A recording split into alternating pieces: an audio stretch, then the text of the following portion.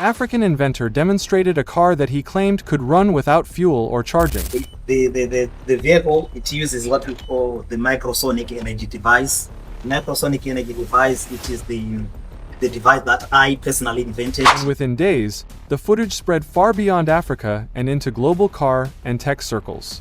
Zimbabwean innovator and inventor Maxwell Chikumbutso paid a courtesy call showcasing his latest invention of the world's first self-powering vehicles and motorbikes that run just on radio waves. Engineers questioned it and the media argued over it, not because a new car had appeared, but because of where it came from.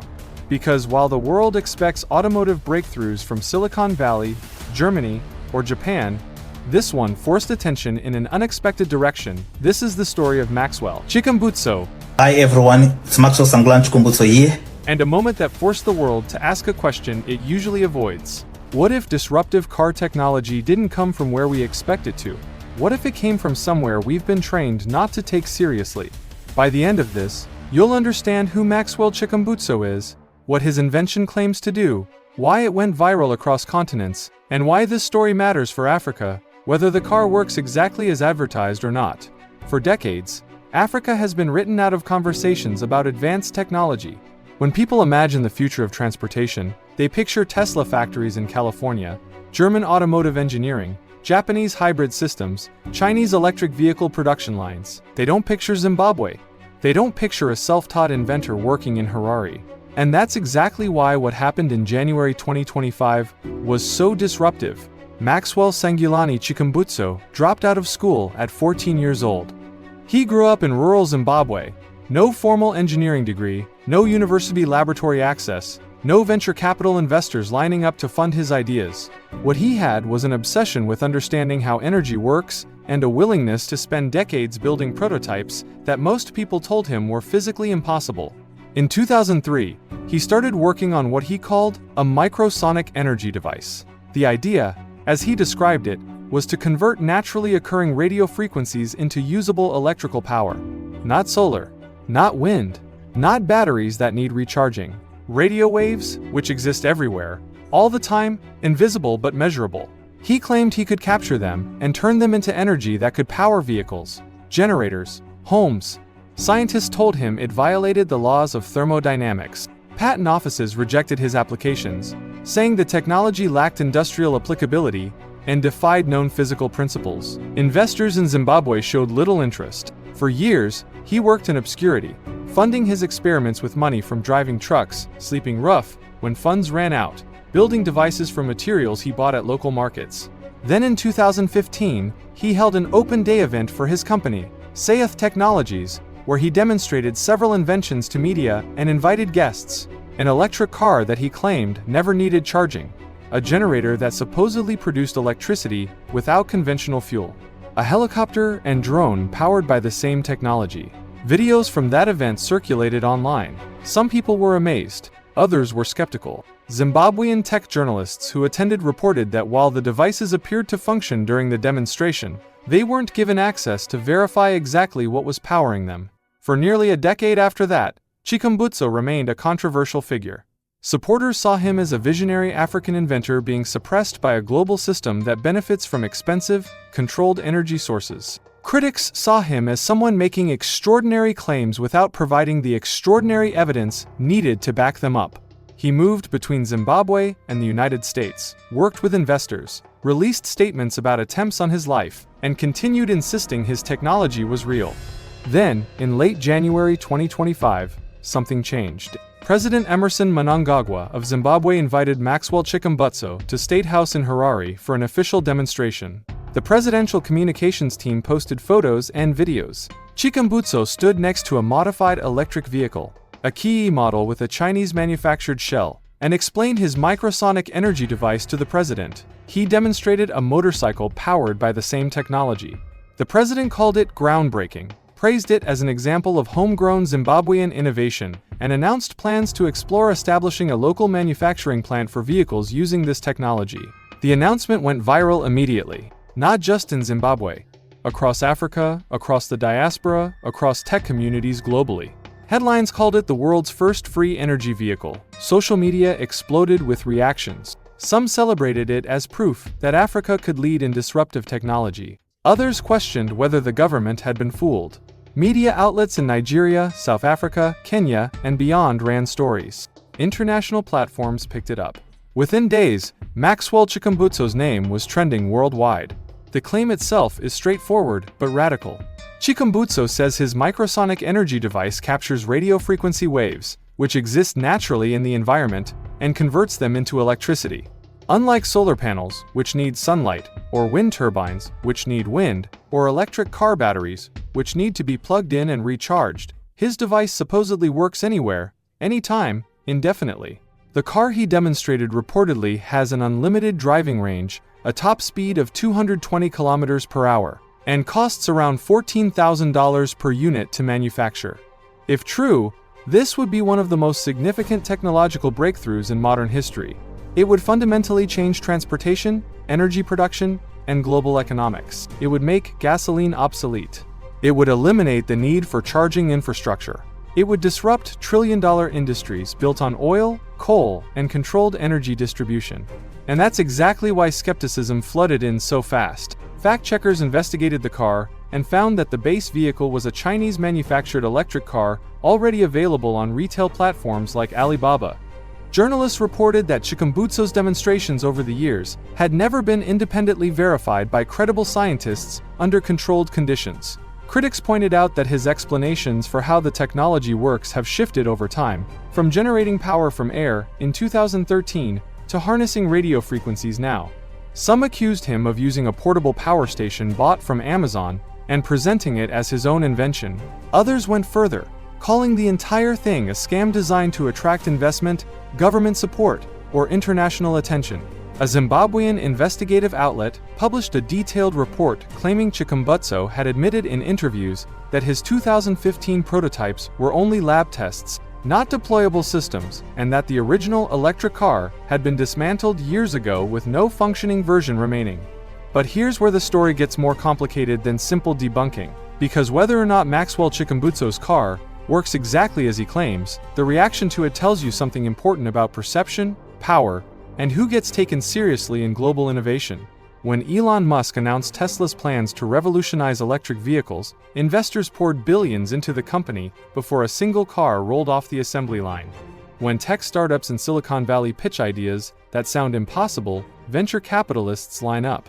When Western scientists propose theories that challenge existing paradigms, they get research grants, peer review processes, and time to refine their work. The assumption is that innovation comes from certain places, and those places deserve patience, funding, and the benefit of the doubt.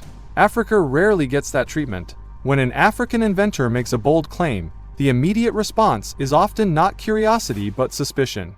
Not, let's verify this, but this must be fake. And part of that is justified.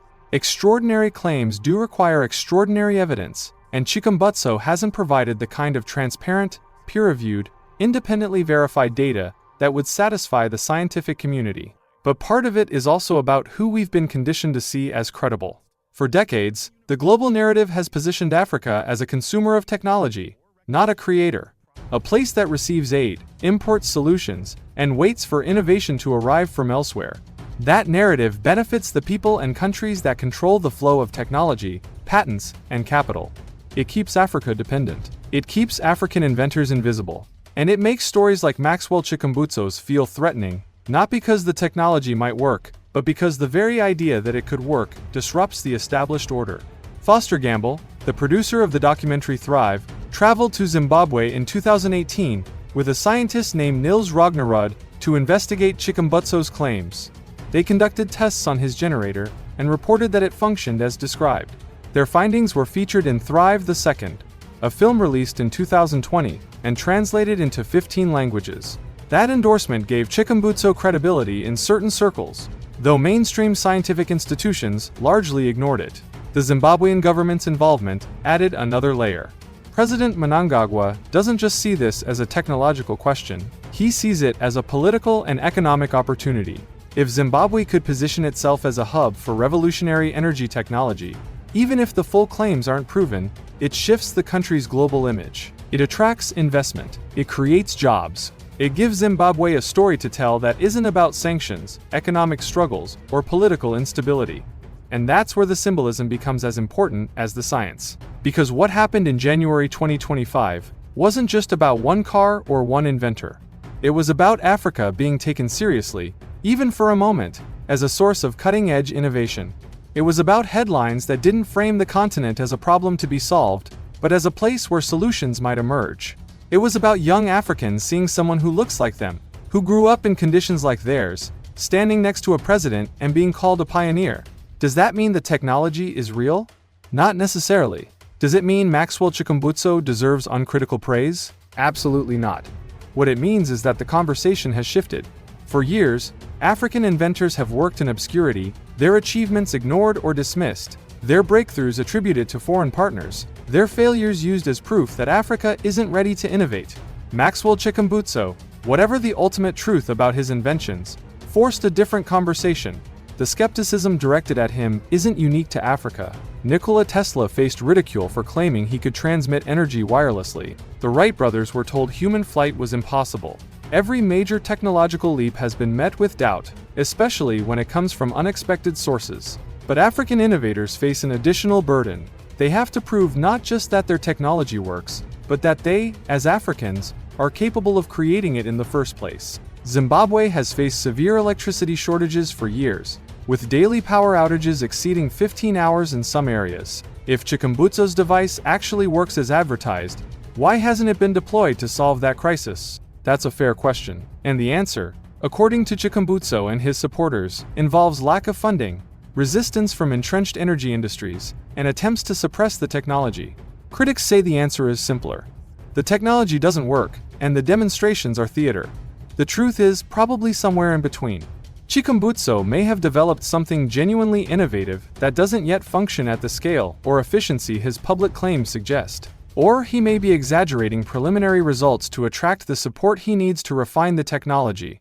Or the entire thing may be smoke and mirrors. But what's undeniable is that the story resonated far beyond Zimbabwe because it tapped into something millions of Africans want to believe, that their continent isn't just a backdrop for other people's progress. That innovation can come from Harare, Lagos, Nairobi, Accra.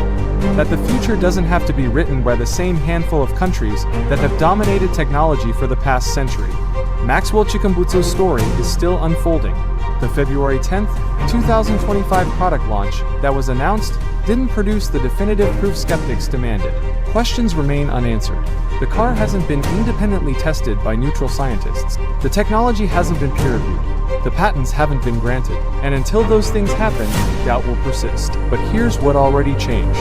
Africa is being talked about as a potential source of disruptive car technology. Not as a market for Western electric vehicles, not as a resource-rich continent to be mined for materials, but as a place where someone might invent something that reshapes the industry.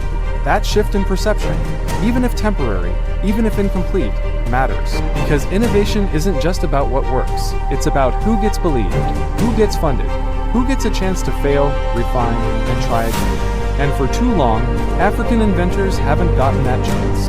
Maxwell Chikumbutso, whether his car becomes the revolution he claims or fades into obscurity, forced the world to pay attention.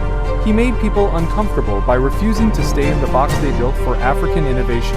And whether you believe him or not, that discomfort is worth sitting with. The real question isn't whether one car powered by radio waves will change everything. The real question is whether the world is ready to take Africa seriously as a source of technological disruption. Whether investors will fund African inventors with the same enthusiasm they show for Silicon Valley startups. Whether universities will collaborate with self-taught engineers from Harare the way they do with PhD graduates from Stanford. Whether the next breakthrough, wherever it actually comes from, will be judged on its merits rather than the passport of the person who created it. Maxwell Chikumbutso didn't just build a car, he built a moment. And that moment, regardless of how the science plays out, already shifted the conversation about who gets to innovate and who the world expects to believe.